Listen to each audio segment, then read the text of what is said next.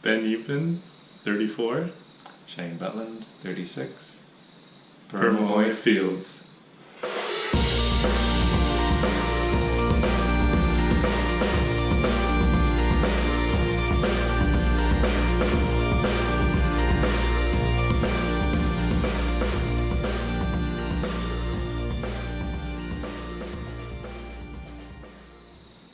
We are Puramahoi Fields. We are a CSA farm, market garden, and off-the-grid homestead. We're in Golden Bay, New Zealand, and we serve restaurants, markets, CSA members, stall visitors, and we also host WWOOFers.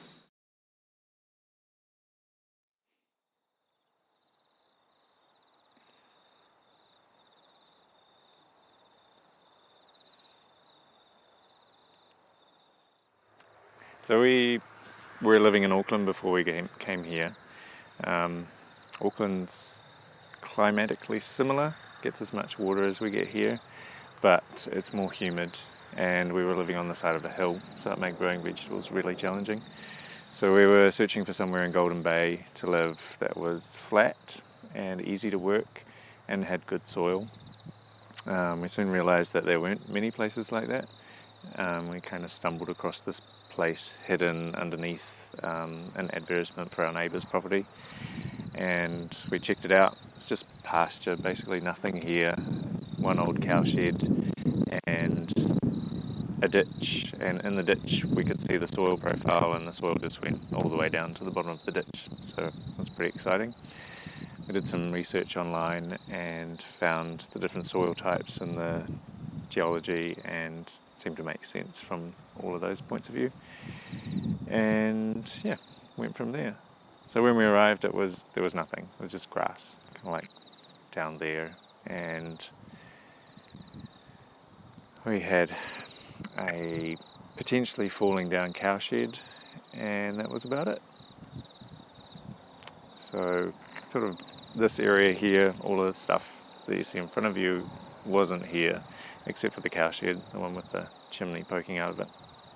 And so we arrived with our caravan and set it up by the cow shed, and then started renovating the cow shed so that we could actually have somewhere dry and warm to live. And yeah, started experimenting with different areas around the property with where we could grow, checking out the soil, seeing what it was like, and realizing that somewhere that is pasture, when you cultivate it, you get a whole lot of pasture weeds growing really quickly. So that was a good challenge for the first test season, but it's alright, they disappear after time. So we arrived on the property and it was all grass, but we had some fences from the previous owner, so we got cows straight away. Not these guys, but they're relatives, and basically we use them to manage it. Being all in pasture, if the cows aren't on the pasture eating it, then weeds will grow. So we basically made sure we had cows in place to deal with that system, so that we didn't have to do it, so that we could focus on the cow shed renovations and then starting to grow other food for ourselves. As part of having the cows, we had to make sure they had water. We've got a couple of wells, so we had to rig them up with pumps, solar pumps, so that we could actually extract the water to fill the troughs and get everything running so the cows could be here happily. We did have a CSA in Auckland, so we were prepared when we came here. We had practiced running a CSA for 2 seasons. So when we moved to the bay, we had some land on the eastern side of the bay that was already cultivated. We moved in midwinter, so we had just enough time to plan to start the CSA. So we basically had been in the bay for 3 months and the CSA was up and running. During that time, we started preparing these 2 beds here to just basically see what grew well here, and if there was a difference between the eastern side of the bay and the western side of the bay, how the soil was. Technically that's the same type of soil, so it was sort of like a good test case for us to see how things were. And then we went from there and developed another garden over to the east, which has slightly different soil again, and just sort of worked with that for a season, and then yeah, then we stopped growing on the eastern side of the bay and brought everything to here.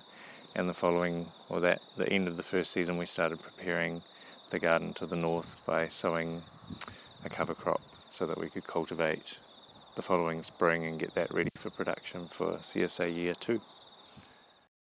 One of the first things we did when we moved was we planted fruit trees. In Auckland we'd planted fruit trees and we just left just as they were starting to bear, and then we realised that in Golden Bay there's fruit trees around, but it's really hard to get fruit that's locally grown, so we just had to get fruit trees in the ground like money in the bank. And in Auckland we'd mowed around the orchard and we had chickens, but we had to mow a lot. And so Ben had done some research on Chinese weeder geese, which used to be used in cotton fields and strawberry fields, probably throughout the world, but notably in the US. And they'd put them into the field before the fruit was ready, they'd weed, and then it would reduce the work required for the crop. So we found some eggs in the North Island, they got posted to us, and we incubated them, and we ended up with 4 geese. Sweet little things that when they got feathers turned into geese. So they're good, and they basically mow the orchard for us. We have to cut the grass maybe twice a year just to keep it low enough for them, and otherwise they take care of it, which is really good. And they're interesting characters. So we don't like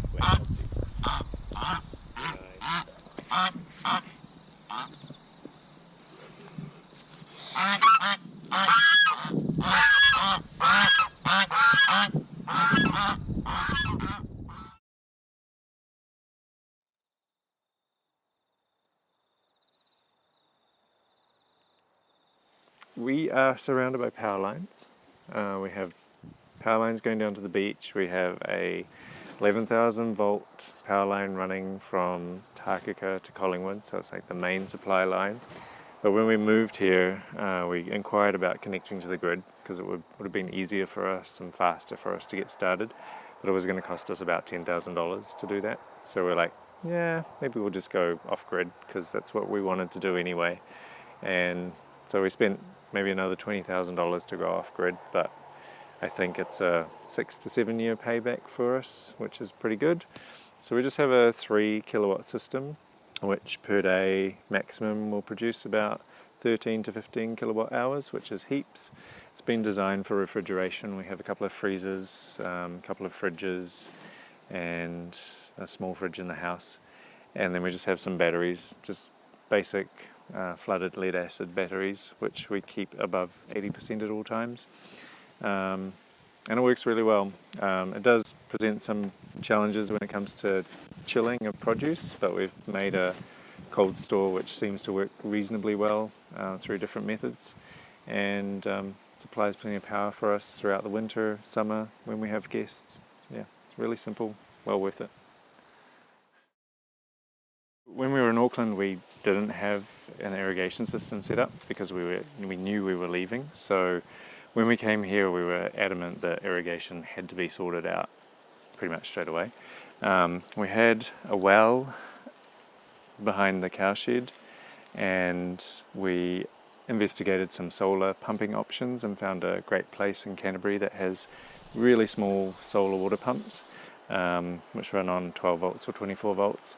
So we set that up and we connected that to some tanks. So we basically took the water out of the well, filled the tanks as the reserve, and then set up the irrigation system. Being off-grid is challenging. We can't find a way to pump water at a great enough pressure for our irrigation system, so we use a small petrol-powered pump, but that gives us the right amount of pressure that we need, and it's a pretty efficient process to get everything watered. And we've paired that up with a fertigation system, so we run liquid fertilizer through our irrigation system usually once a week, and we just basically use an old 1,000 litre tank that we add the fertilizer to, add the water to at the right dilution rate, and then pump that through. So it's a really basic system, but it means we have irrigation, and we've also gone beyond that to develop a system where we can have 2 types of irrigation. We can have irrigation to start seedlings off efficiently and effectively to get the right amount of water on the beds, and then we can easily switch to a T-tape system to water the crops once they're established. So we have two water systems. We've got the irrigation system, which is off well water, and then the water that we use for the house and the woofer accommodation and the processing shed is all collected from the roof, and that goes into the water tank over here. It's only 25,000 litres, but because we don't have flush toilets, we don't use a lot of water, so there's always plenty in there. And then that just goes through a simple filtration system, a 2010 and 1 micron carbon filter system with a UV filter, and then that's just directed to the different buildings for being used. It's very simple, very straightforward. We get over 2 metres of rain a year, so we've got plenty of rain water available at all times. Being off-grid, we're also off-grid with our waste. We have composting toilets. We had a composting toilet in Auckland, and we basically have the same system here. So we had a smaller version in the cow shed when we first arrived, which are these guys here. We've got 4 of them. They're basically glorified buckets that look like toilets, but as many of our woofers have told us, they're quite amazing because they don't smell. You can actually sit and enjoy the experience, which is kind of cool. So we cycle through the containers. These guys sit here for maybe up to 2 months. This will be the oldest one, and when we need to change the toilet in the woofer accommodation, we'll bring the new full one out and we'll swap it out with the oldest one. The material in the oldest one will go into one of these baths, which has got some tiger worms in it. So the tiger worms basically process the starting to decompose and compost waste into something that looks a bit more like soil. In Auckland, we filled our bath with tiger worms and composting solid waste for over 4 years. The bath never filled up because they keep consuming it so much. And the idea was to use it around the fruit trees, but we never really got to a point to do that. Whereas here we're actually at a situation where we can put it around the fruit trees and do pretty much every year, so that we're actively mulching the fruit trees.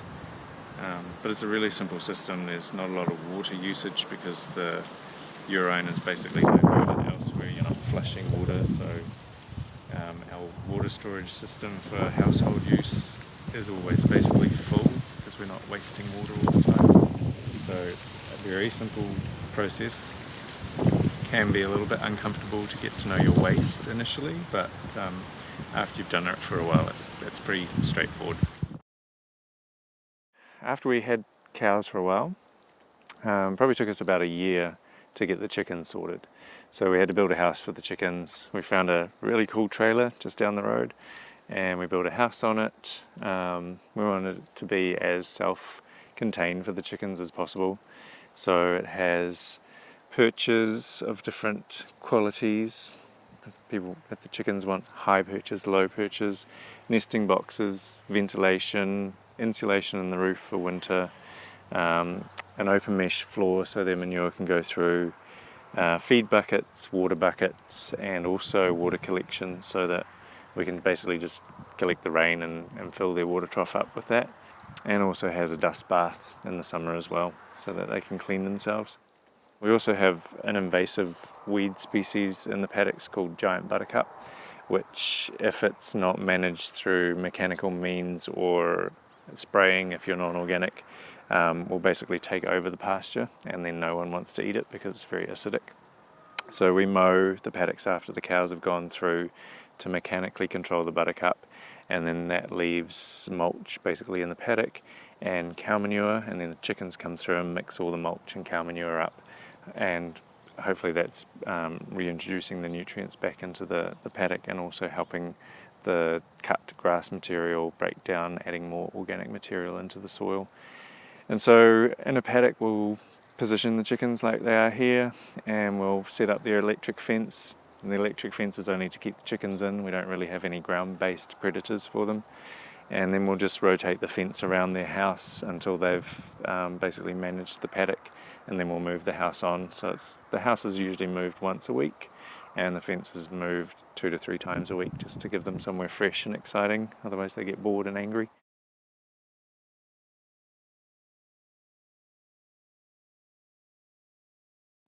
We didn't have a house when we moved here, so we also had to plan a house, design it, work out the materials we wanted to use. Um, we explored a lot of different options, from container houses through to straw bale, and then realised that trying to build something that didn't fit conventional means was going to be very challenging and costly through the council building process. So we tried to find a way of building a very simple conventional house that met all of our requirements in terms of insulation, passive solar design, low toxicity materials, paints, finishes. So we basically found a holiday home that someone had done that was a lot bigger than this house, and we liked the layout, and we just made it smaller and used a solid concrete base for solar gain in winter, and then all locally sourced timber, which is the framing's boron treated, the exterior timber is heartwood, so it's not treated, and a metal roof so that we could catch the water so that we could drink it safely, and made a small house which is 75 square meters in space. So it's really easy to heat, it's really easy to cool. It's a very simple place to clean and look after, and there's not a lot of excess materials in it. Being off-grid, we also had to consider lighting. We have LED bulbs which are filamentous, so they look cool, but they're also very energy efficient. And we have a dishwasher, which a lot of people are shocked by because we're off-grid, but you can use it when it's sunny like this, because the PV system is producing so much energy that it's good to use it on something like that. And we also use excess energy on sunny days to heat our hot water. So we have a wetback system off the fire, and then we have electricity which is basically dumped from the PV panels into the hot water system. So we have free hot water essentially. So this is the inside of the house. It's very small, it's only 5 meters wide. In winter the sun comes all the way into the back wall, so it heats up the floor. So our space heating's basically taken care of. We do have a fireplace which we use mainly for heating water in winter. So this area is the main living area, dining area, and then we have a small office, spare room space, and then we have the kitchen over here, which is a simple galley kitchen which gives us a huge amount of bench space, which is really useful because we have to deal with lots of vegetables. But it's also the hallway to the bedroom. We tried to minimize wasted space as much as possible, while still making the house long and linear and feeling like that there were separate spaces available. So the kitchen is adjacent to the bathroom. The bathroom and kitchen dividing wall basically is where all the plumbing is. So we tried to limit the amount of infrastructure that we had to have throughout the house. And the same with all of the electrical wiring is located in one main area and then branches off from there to the lighting.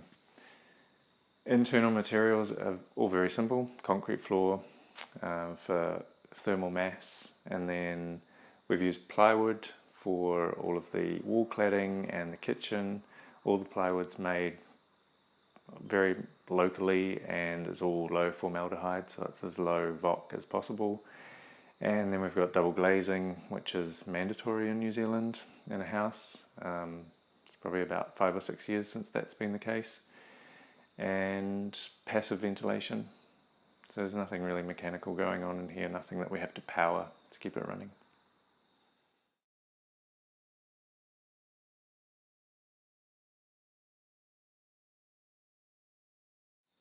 Our business model is basically based on 4 different income streams: the CSA, restaurants, roadside stall, and the market. And we're pretty careful about what we do with that money. We obviously have things that we want to do: tunnel houses, I don't know, more sheds to store things, better processing facilities, that sort of stuff. But we make sure that we spend very carefully on those things. We don't have any debt. We don't want to incur any debt. We see that it's an opportunity to, I guess, in some way show that you can farm, you can grow vegetables, earn enough money to live, and also earn enough money to invest.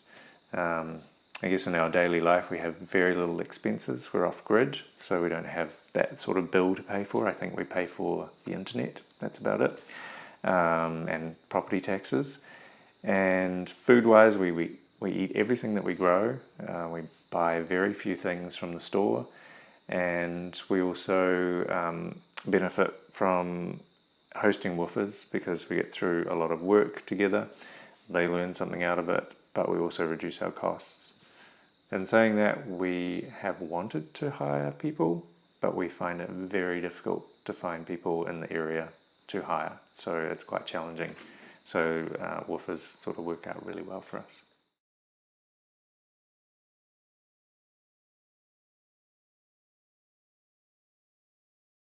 We have a standardized bed size. They're 25 meters long, and the cultivator on the tractor is 1.2 meters wide, so that gives us our bed width, which also makes it easy to work across the bed from either side with two people, and easy for harvesting. You can just straddle the bed if you need to. We prepare beds in a number of different ways. We have tarps that we use to cover areas to break down organic material, and also to protect them over winter when they're prepared for spring. And then we also use cover crops such as buckwheat through the summer, and then in winter it'll be carbon crops and lupins and maybe mustard. And then when we sow seeds, we cover them with microclimate, and that just helps to keep the moisture levels consistent as the seed's germinating. And then once they're up, we uncover them. We do also use the microclimate to hoop the rows to keep the wind out. We do get a bit of wind, so that sort of reduces wind damage to the seedlings, keeps them moist, and can sometimes act like a little greenhouse in early spring and make them grow a bit faster. And then we do also use plastic to cover some things over winter and during spring as well. We also have permanent irrigation set up. So we have our main pipe here. And then off of the main pipe we have our tees that are at the bottom of each row that have their own valve. And off of the tees we either hook up our micro sprinklers, which are these guys here. And then once we transition from the micro sprinklers to drip line, we just take off the pipe and add a tee, which is somewhere down here.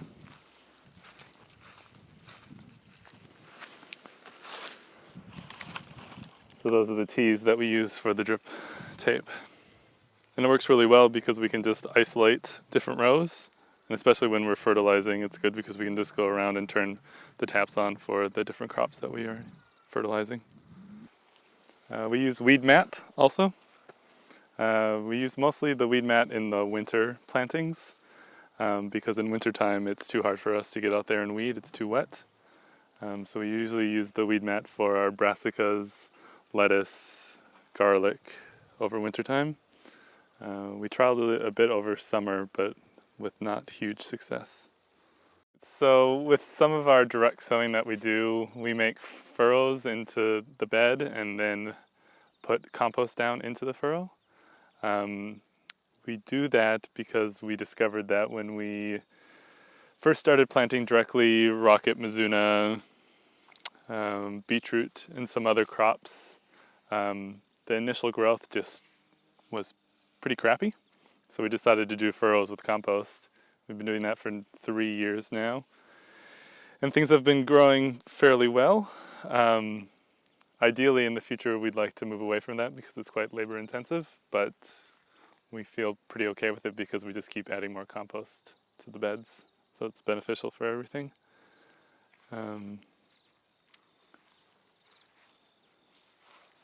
So we have some more rows that we're prepping here. So Friday, Saturday, and Sunday are a leafy day according to the biodynamic moon calendar. So we prep the rows for those days. We're planting rocket, mizuna, lettuce, spinach, coriander. Yep. And so we try to follow the moon calendar, not fully because we understand it, but mostly because it gives us a scheduling tool. This is an example of our cloches with the plastic. Underneath we have our kumara. It's been a very mild summer here in Golden Bay, so the kumara hasn't been growing very fast, so we decided to cover it with plastic just to encourage it along. And this is what we'll use in spring and over winter time to overwinter different things. This is our tomato setup this year. Last season we let our tomatoes just go wild and didn't prune them or do anything, but this season we decided to build a structure for them. We trialed this bamboo structure. It works quite well. It's been a hard year for the tomatoes also because of being so mild, but they're producing.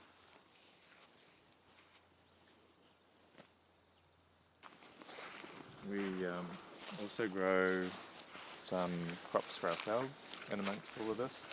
So we have some rows of black beans and kidney beans. You can't get organically grown black beans or kidney beans in New Zealand, so we just grow our own. And they work really well as a good cover crop. We can harvest the beans and then we can add the plant material to the compost. And then it also works with our rotation because then we can start putting a leafy crop in after the beans have gone in there. So our sort of rough rotation on crops is legumes to leafy, leafy to fruit, fruits to roots.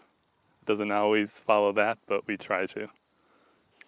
You can see here we have our buckwheat that is just about ready to be chopped down. It's just starting to set seed, so we try to cut it right before it sets its seed. And then once it's cut, we'll rotivate it in, and then we'll cover it with the tarp to aid in the breakdown, which we have done with this row here. So this row was probably chopped and cultivated in maybe a month ago. And so there's still remnants of it, but it's pretty much mostly broken down.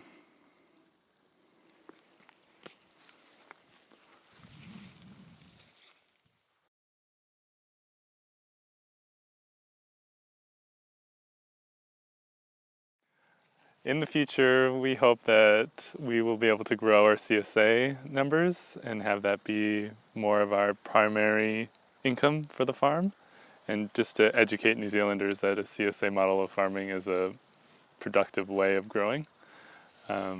We also hope to have interns or apprenticeships that are part of the farm for the full season. I think one piece of advice for anyone trying to do this crazy thing would be to start small, keep it really simple. It's very easy to get overwhelmed and take on too many things, but just stick with it and then grow once you know what you can do.